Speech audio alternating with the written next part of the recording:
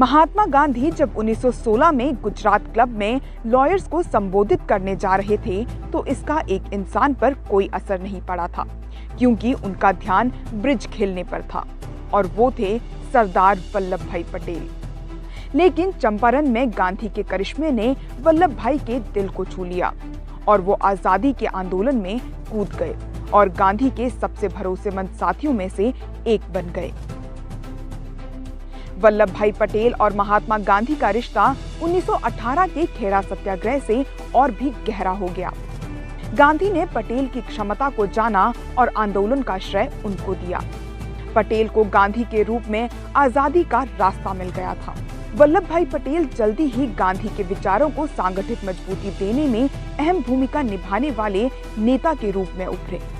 वल्लभ भाई पटेल ने असहयोग आंदोलन के दौरान अपनी वकालत को त्याग दिया।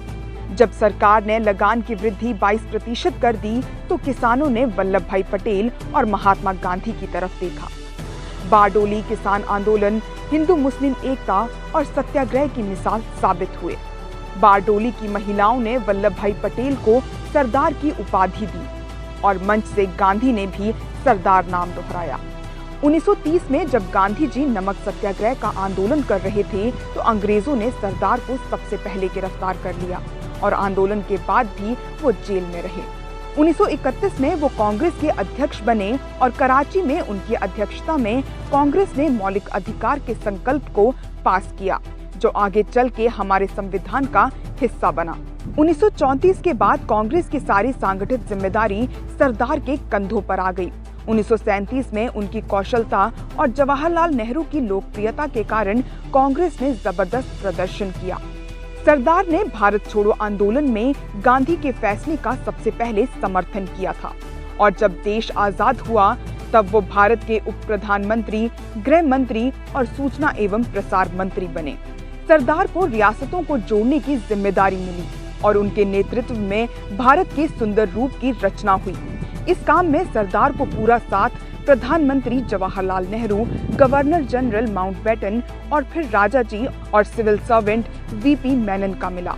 सरदार ने बाबा साहिब अम्बेडकर, जवाहरलाल नेहरू, मौलाना अबुल कलाम आजाद और राजेंद्र प्रसाद के साथ संविधान निर्माण में भी अहम योगदान दिया। जब देश का विभाजन हुआ तो सरदार सांप्रदायिकता के खिलाफ चट्टान की तरह खड़े हो गए।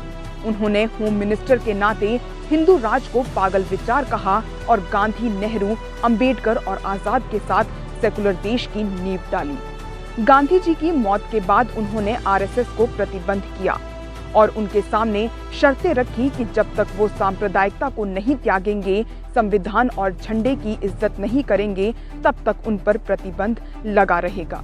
आजादी के बाद कई मौकों पर जवाहरलाल नेहरू को अपना नेता बताने वाले सरदार ने 11 दिसंबर 1950 को एनवी गडगिल से नेहरू का साथ ना छोड़ने का वचन लिया था। उनकी मौत पर जवाहरलाल नेहरू ने कहा था, "It is a great story as all of us know, as the whole country knows, and the history will record it in many pages. Call him the builder and a consolidator of New India and say many things about him. But perhaps too many of us here, he will be remembered as a great captain of our forces in the struggle for freedom, and as one gave us sound advice in times of trouble as well as in moments of victory, as a friend and a colleague on whom one could invariably rely, as a tower of strength which revived wavering hearts when we were in trouble. We shall remember him as a friend and colleague and comrade above all. And I, who sat here on this bench side by side with him, we feel forlorn, and a certain emptiness will steal upon me when I look to this empty seat."